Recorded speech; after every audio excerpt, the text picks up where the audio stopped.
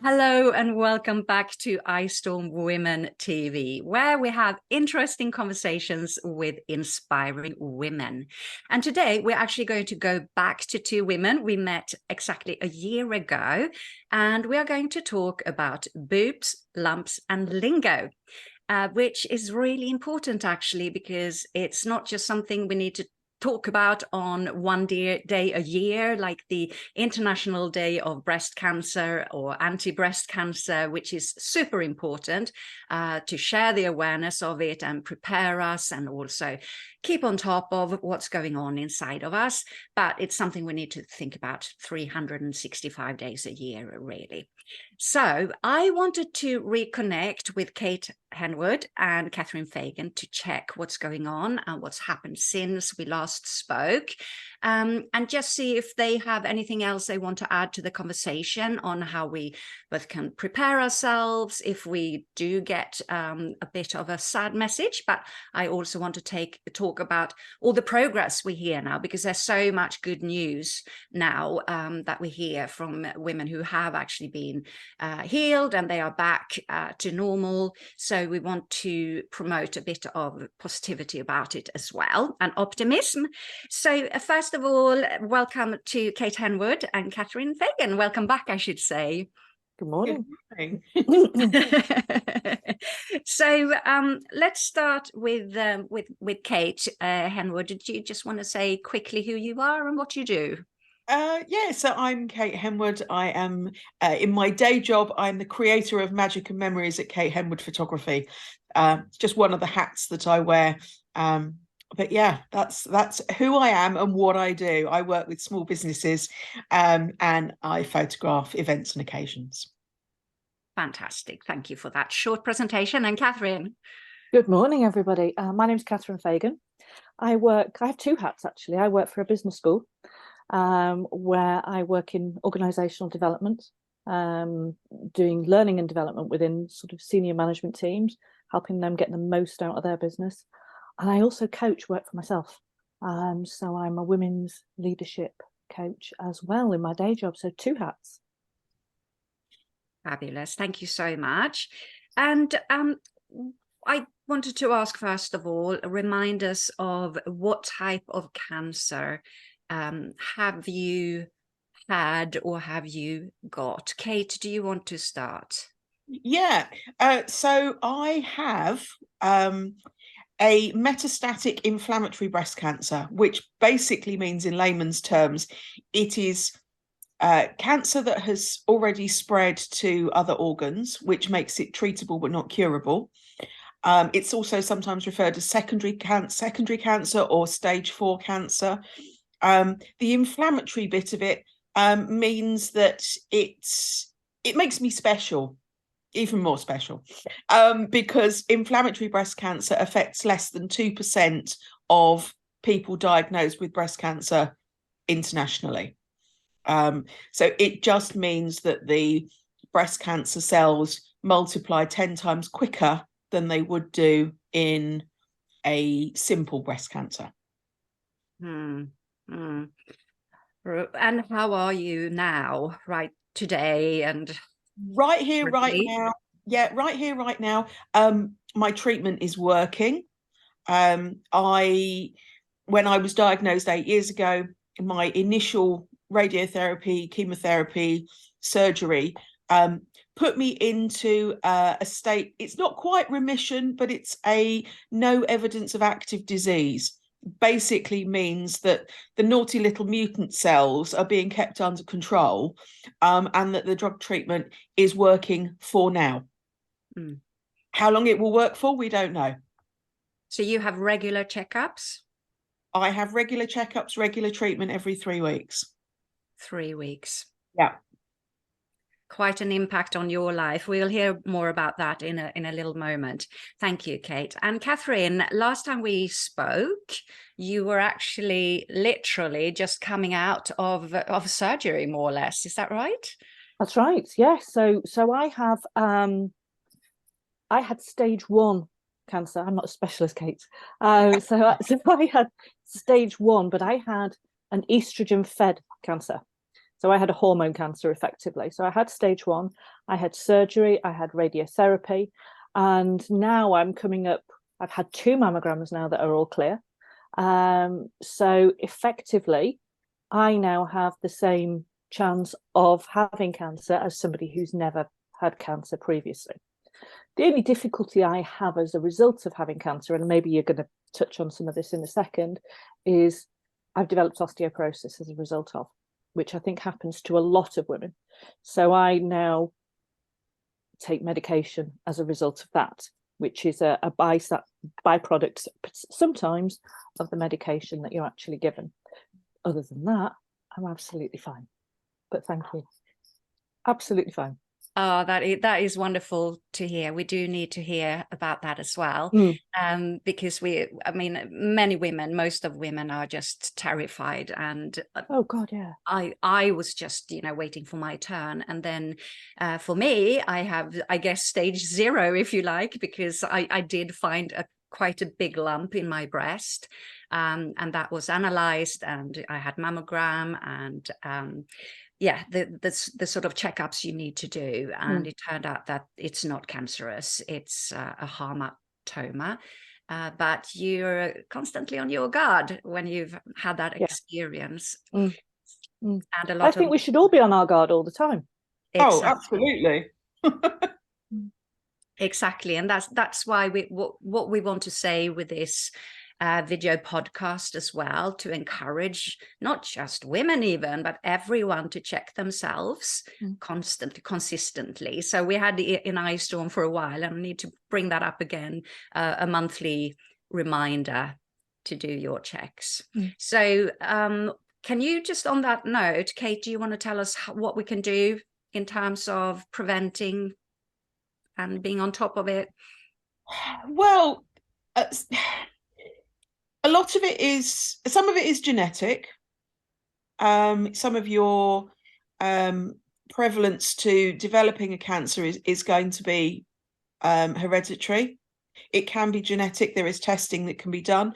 And if you've got somebody in your family that has had breast cancer and they have been screened to see whether it is genetic or not, then obviously there's forward testing that can be done if you are within that risk group. It's something that's worth finding out about. Ask the questions of certainly the women in your generational line. Has anybody had breast cancer? Were they screened? Is it genetic based? Stress is a major factor. It's not one that the medics like to dwell on, but stress is a major factor. It's a whole chemical reaction, and by the time you add the stress into what we in the Western world have in terms of a relatively unhealthy lifestyle, we don't do ourselves any favors.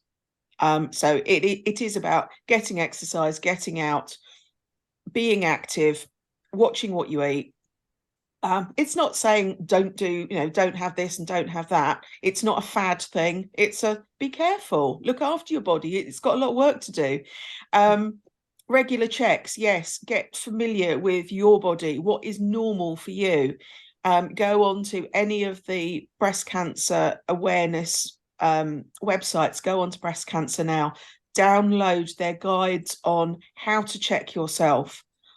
Encourage your daughters, nieces, female friends, male friends. Men have breast tissue too, and they are just as susceptible as we are.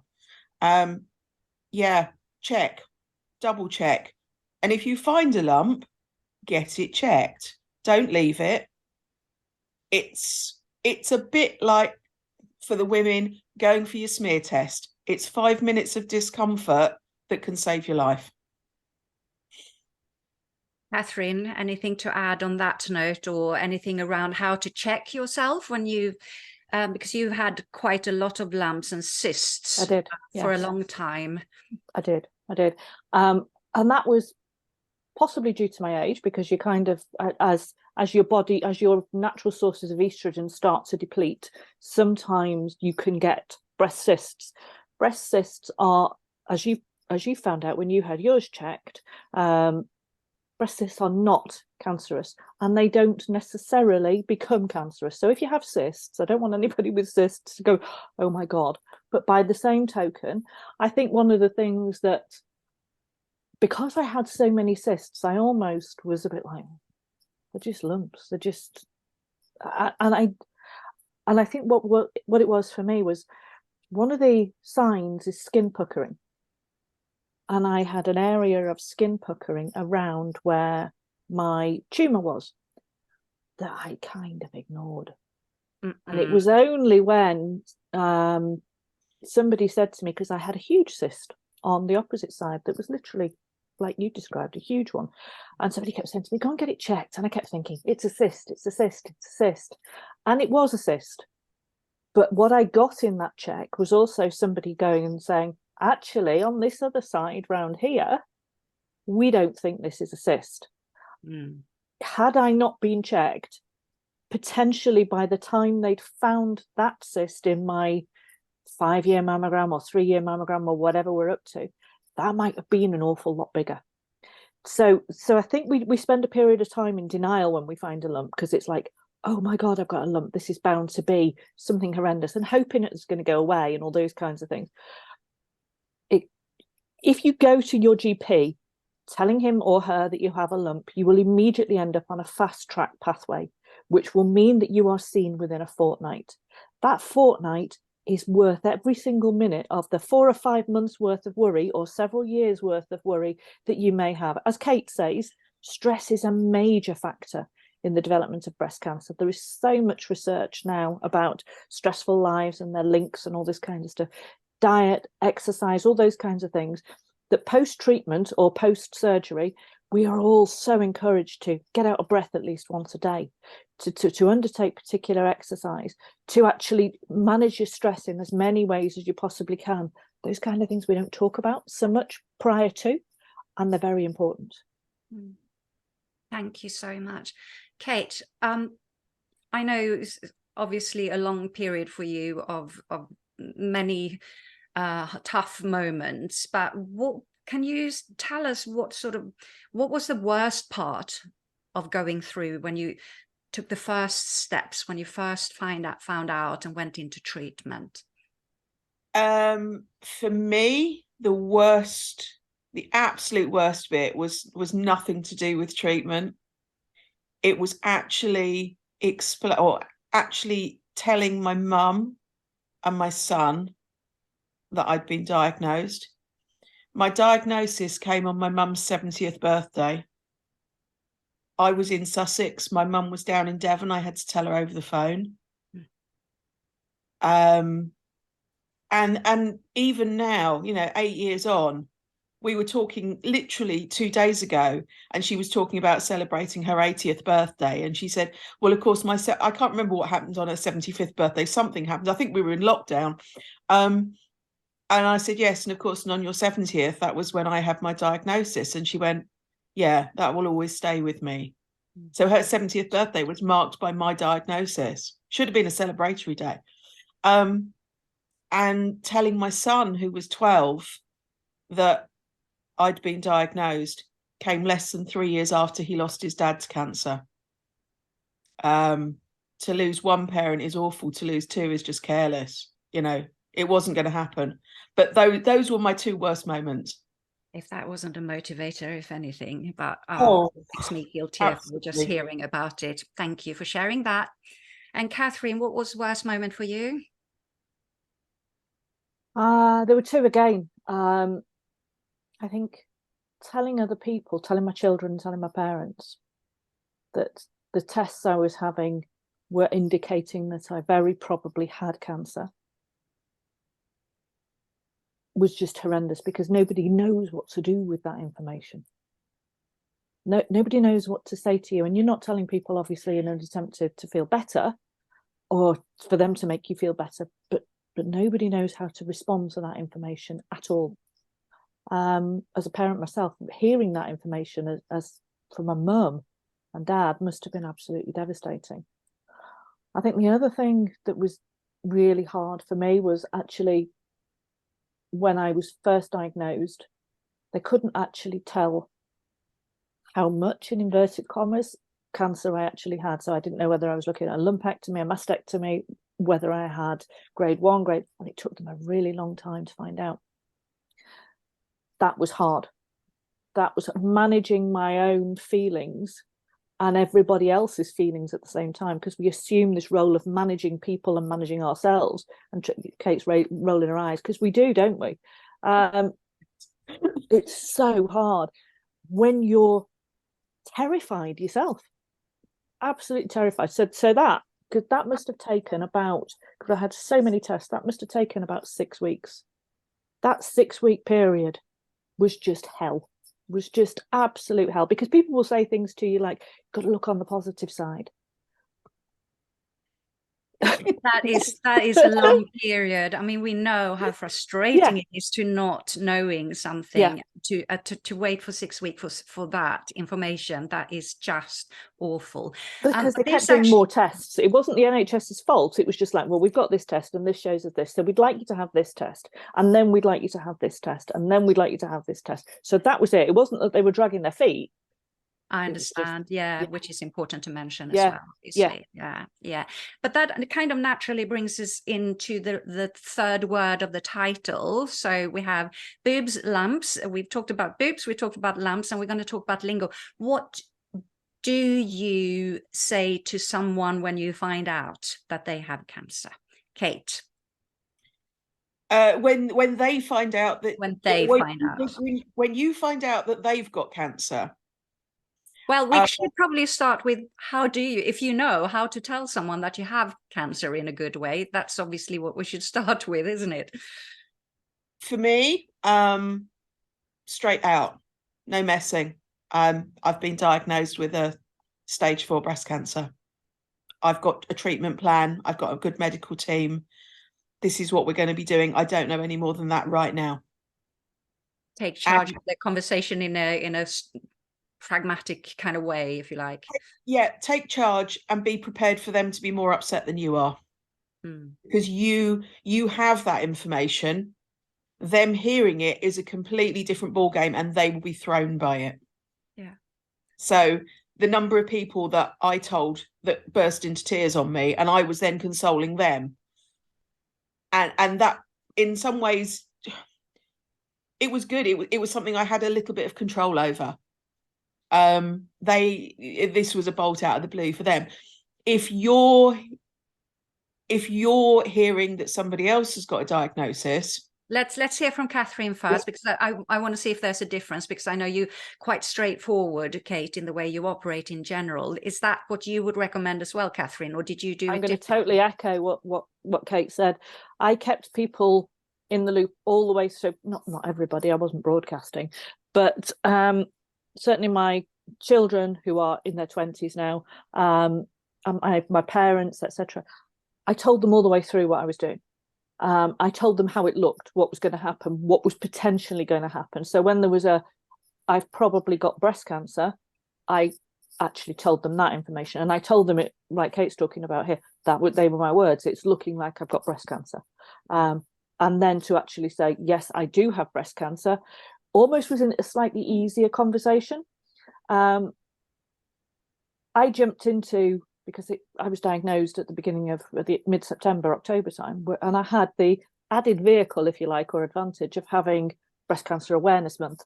So I jumped into doing some fundraising and stuff like that, because I'd done huge challenges and things previously, but I was able to tell people in that way as well, to actually say, I'm doing this because I have it this time.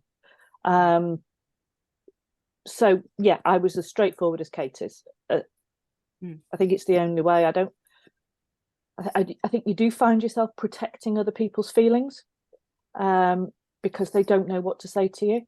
I think the thing that they say back, that we all, having been there, Kate knows what I'm going to say because I can see her laughing. They say things like, you're so strong, you can fight this. So that's hard, because it's like, so if I don't fight it, does that make me not strong? Or if I don't recover from this, does that make me less strong than somebody who comes out? Of course you're going to fight it, and of course you're strong. You don't have any choice. Okay, so let's go back to Kate. What do we say then? What do people say back to respond? What did you want to hear? What would you have preferred to hear rather than "you're strong, you can do this"? I don't know what I wanted to hear. If I said I didn't want people to say "you're strong, you're brave, you're this, you're that," I didn't need that confirmation. I already knew that. I already knew that I had no option but to go with it and do what I needed to do. But I think it's, if for people just to say, "I've got your back, you know, I'm here, talk to me, you can phone me whenever," offering something practical and just having a hand to hold, or somebody to say, "Well, I know you don't need it, but would you like me to come to your next appointment with you?" It's that moral support. It's treating you as they always have done, without wrapping you in cotton wool, but just accepting that if they say to you, "How are you?" don't be surprised when you get the answer, "I'm having a really rough day." Because that way they know that you're being authentic and you're being you. When somebody turns around and says, "I'm fine," ask them the question again, because it proves that you've listened, and it proves to them that they don't actually believe what you've just told them, because your face is not telling them that at all. Your face is telling them, actually, I need a hug, I need chocolate, I need a coffee, I need a damn good swear, or I just need a hug. Catherine, does that resonate with you? Absolutely, absolutely. The one of the things that drives me nuts, as I said previously, was "you're so brave." No, I'm not brave. I have a disease that could be terminal if I don't do something about it. That's not brave. That's, I have no options. I think I would perhaps say to people, other than that, I think one of the things I would say, but if it were me now, I would probably say, "I'm so sorry. That's awful. That's hard for you." Because it is. What can I do? How can I be there for you? What do you need from me? How can I show up as your friend? And it's being prepared to do those kinds of things. Once you've said to somebody, "What can I do?" and they've told you, if that is accepting a phone calls and giving a hug and giving some chocolate, be prepared to do it. Don't think one of the things that happened when I was first diagnosed, people came out of the woodwork. It was like there were people everywhere, which was lovely and a little bit overwhelming. But they fade, they recede, because they're getting on with their own lives. But if you're going to make claims in those first things of "I'll be there," please be there. And if you're not going to be there, say something like, "I'm so sorry, I'm so sad." Or something that lets them, with a bit of empathy, rather than "you're brave." It's interesting that it's so tough for people who get the result, but also for the people surrounding them. And It is. It's to hard. have to suddenly comfort them, and the roles are turned. So tough times, tough times. Kate, is there anything you'd like to change in sort of the whole system if you look back now? Yeah. If I could get across to the medics and the medical teams how it feels to be on this journey, pathway, whatever we're going to call it. The medics are fantastic from a medical, clinical, scientific point of view. What they're not good at is understanding the impact that not just the treatment, but the diagnosis, the prognosis, the long-lasting effects have on everybody that is diagnosed with a cancer diagnosis. Because it's not just you go through treatment, you finish treatment, you ring the bell, I know when your treatment is complete and you walk away. You have the scars, both the physical ones, the emotional ones. Your loved ones around you have the emotional impact of how it's affected you, how it's affected them, how it's affected life in general, what the future might hold, what it might not hold. And the medics and the medical teams have no, unless they've lived it and got lived cancer experience, they don't know. They've not been there. They've not got the T-shirt. They've got the facts, but they don't have the insight into what life is like from the second that you're diagnosed until your last breath. No clue. So if they had, what would that change? It would change their outlook on what their treatment suggestions would be and what impact that would have, rather than saying, oh, well, the side effects of this treatment are XYZ. Okay, so one of the side effects from chemo for women, if you are premenopausal when you start your treatment, is it throws you into menopause. Not only does it throw you into menopause, you've got the prospect of early onset arthritis. You've got, as Catherine said, you've got osteoporosis is an issue. They're all long-term effects. They are things that, dare I say it, normal people get. They're not specifically cancer related, but it's something else to add on top of the stress of having a diagnosis. It's thinking about how they approach little everyday bits of life. The impact of having to think about, I need to get specialist travel insurance to be able to go to America. Because in America, if you have a cancer diagnosis, your insurance premium will probably cost you 3 times the amount of the actual trip. It's little things that they don't think about telling you. It's things that you discover on the way, and it's people like me that have found these things out that can then pass them on to other people, and it doesn't form any part of where the medics fit into the process, and they just don't understand. My oncologist thought that my radiotherapy would be the easiest bit of my treatment.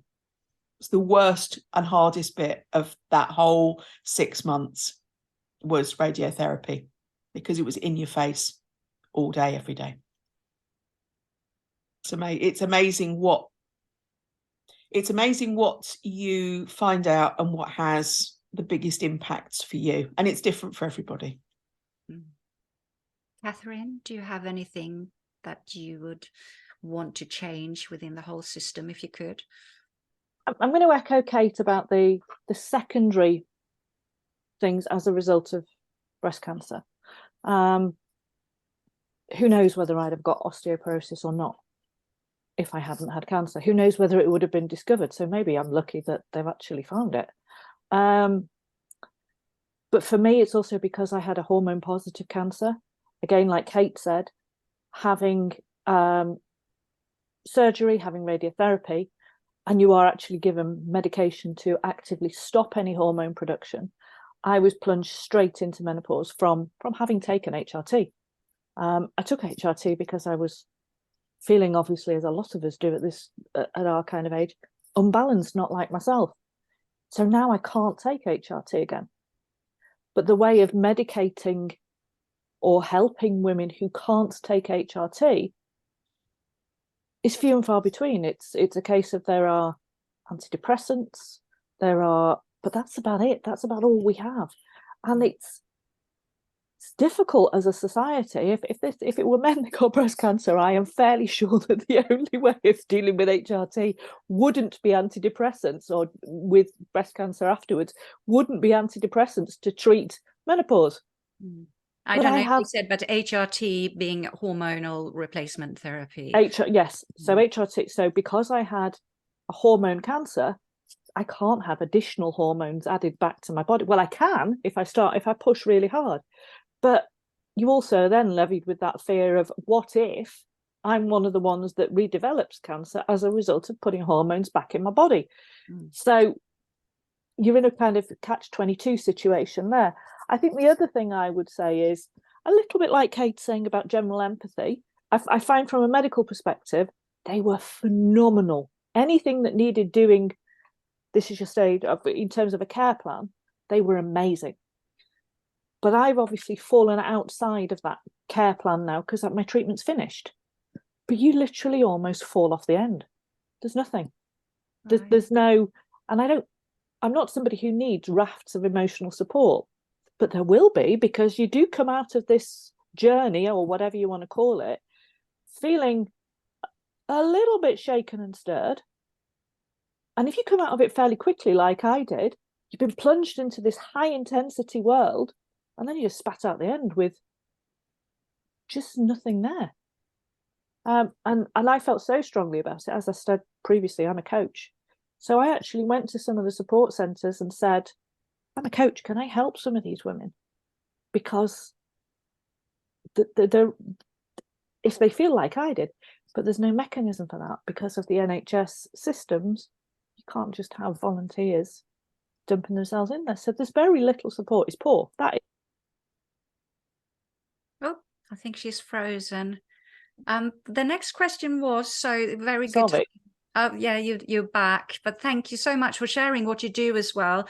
It's one of the questions is if you are working to help other women or people with cancer. So you're clearly doing that as a coach. Kate, I know you've been sharing your journey. We repeat the word of the journey, that we have a bit of a love-hate relationship. But tell us, what do you do to support other people with cancer? So when I was diagnosed, I set up a separate Facebook page because I didn't want my cancer and my diagnosis to take over my life. Cancer is what I have, not who I am, and I needed to be able to keep it separate.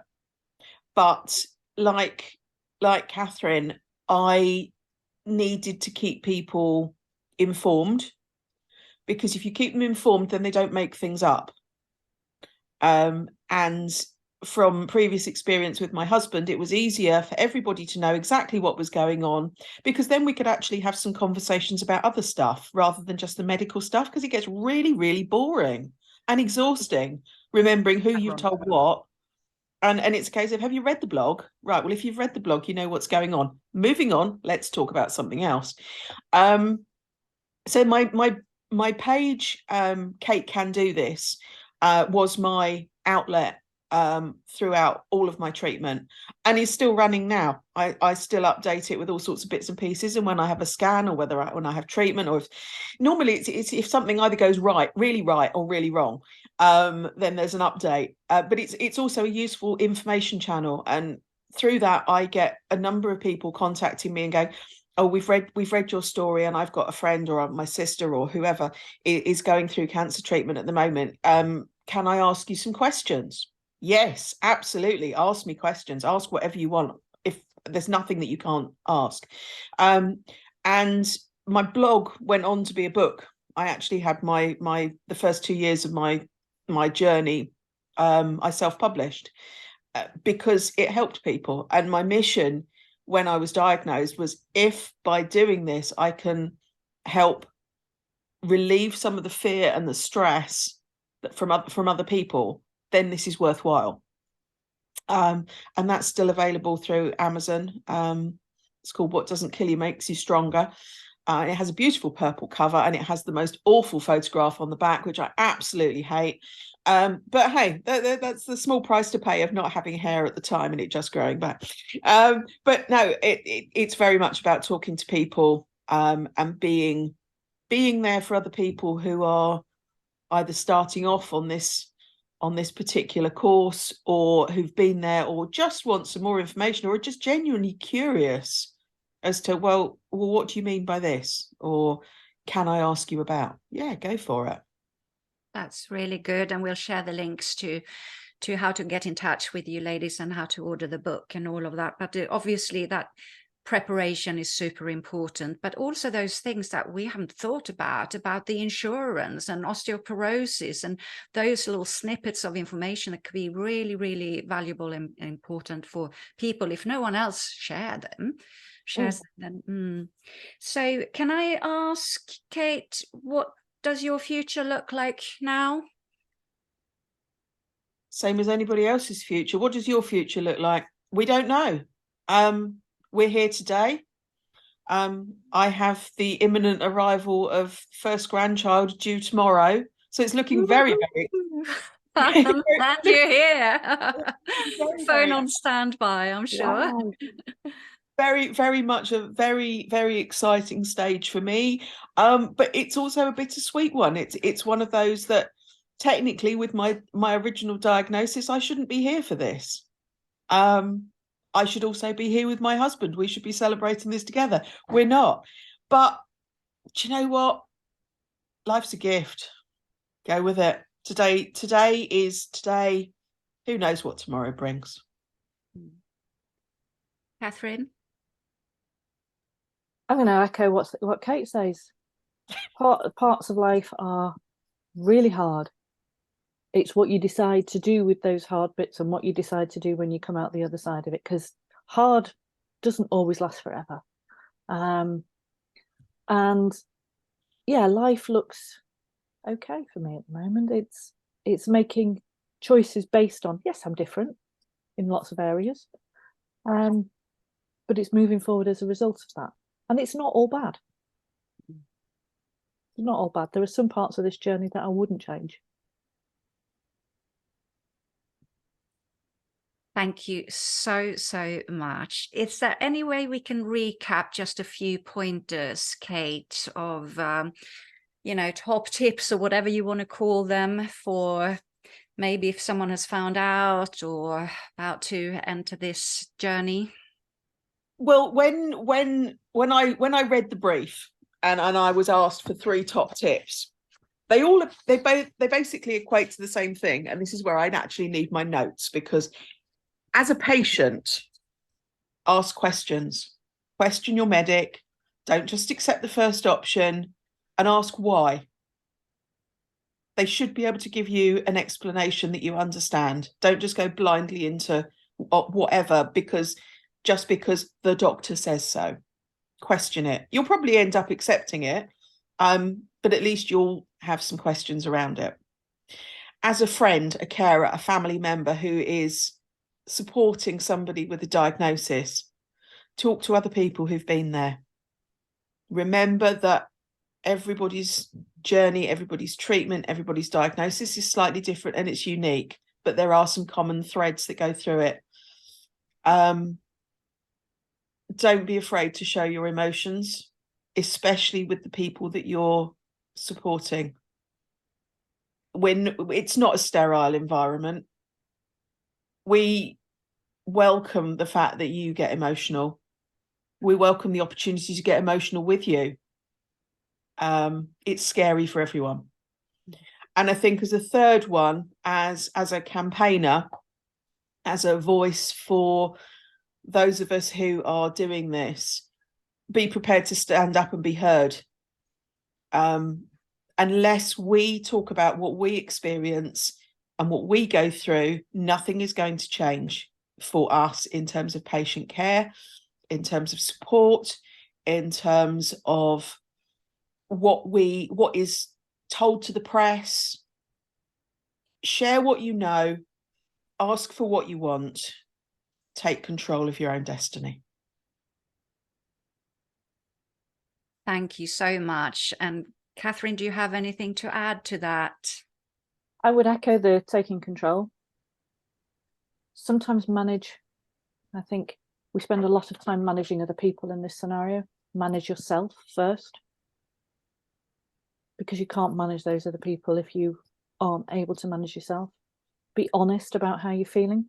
Stop feeling responsible for the emotions of everybody else as well. And get as much information as you possibly can about your own particular, because there are so many different types of cancer. Get as much information as you possibly can. Make yourself aware. and make yourself aware that there are not necessarily just one option available to you. Talk about all the options. Talk about all the medications. What you're first prescribed or the first treatment plan or whatever might be the easiest one for the NHS or might be the easiest one for your medic or your doctor, but might not suit you. So find out what else is available. Always ask, what else? What else can I do? So yeah. That's really, really good advice. And of course, cancer is quite a general term, but if you haven't been, if you hadn't had any connection to it, you don't actually know how many types there are and what's going on inside of your body. Absolutely. So really good advice to find out, ask the questions and ask for support. And when I found my lump and before I knew what was going on, and Kate, you were incredible with explaining things, and it had a really calming effect because I knew that you knew so much, you were so knowledgeable. I could ask the questions that I didn't feel I could ask even with the doctor when I was there, because you have this minimal amount of time and they're stressed, and you know, they see other people and they probably know where you are, at what level you are, by just feeling the lump, and then they kind of discard you because there's nothing to worry about. But you might have follow-up questions anyway. How can this develop? How is this going to affect me? Am I at a higher risk? All of those questions that I didn't really feel that I had time or courage really to ask there and then. So having support, and what you're doing with the writing and active campaigning about it is really good to share the information. But because we have such busy lives, we're not going to read that when we're not worried, are we? We're going to go there when we are affected by it one way or the other. So for anyone who's been listening and viewing this video podcast, do check yourself and be aware, support other people. Don't let it just be one day a year, because it is, it's unfortunately quite common. And also just take control in the way you can. And yeah, and I just want to say really great, how grateful I am to have you two here. It's wonderful to see you again 1 year after our previous little chat. And lingo question, is it okay to say good luck, or how do we end this, or just stay well? What's the term here? I would think it's make the most of the time that you have and where you're at right now. It's don't worry about what happens tomorrow. Just go with today, because that's all that matters. Celebrate every day, no matter what, right? Okay, so we're going to share what's the best place to find you, Kate, if people want to get in touch. We'll share the link under the video as well. Yeah, if people want to get in touch with me, if you're on Facebook, then go to just search for Kate Can Do This. There's only one page that says that, and that's there for you. That's got the links to anything that you might want. It's got the links to my book on Amazon. It's also got a message facility on there. If you've got questions, ping me a message, I'll get back to you. Wonderful. And the book is called again? The book is called What Doesn't Kill You Makes You Stronger. Available on Amazon right now. Brilliant. Catherine? Yeah, my Facebook page is Catherine Fagan, and my website is catherinefagan.com. So dead easy. Brilliant. Thank you so much again. Enjoy your weekend. And well, who knows, we might see you in a year for another follow-up chat. Definitely. Yeah, yep. You're up for that. Yep. Good. I will see you here then in a year. All right. Thank you. And thank you for watching. If you are watching this, please do subscribe if you want updates on upcoming videos, and give us a thumbs up. Really, yeah, that's always supportive for everyone. And you can find out more about iStorm on www.istorm.org.uk. Bye for now.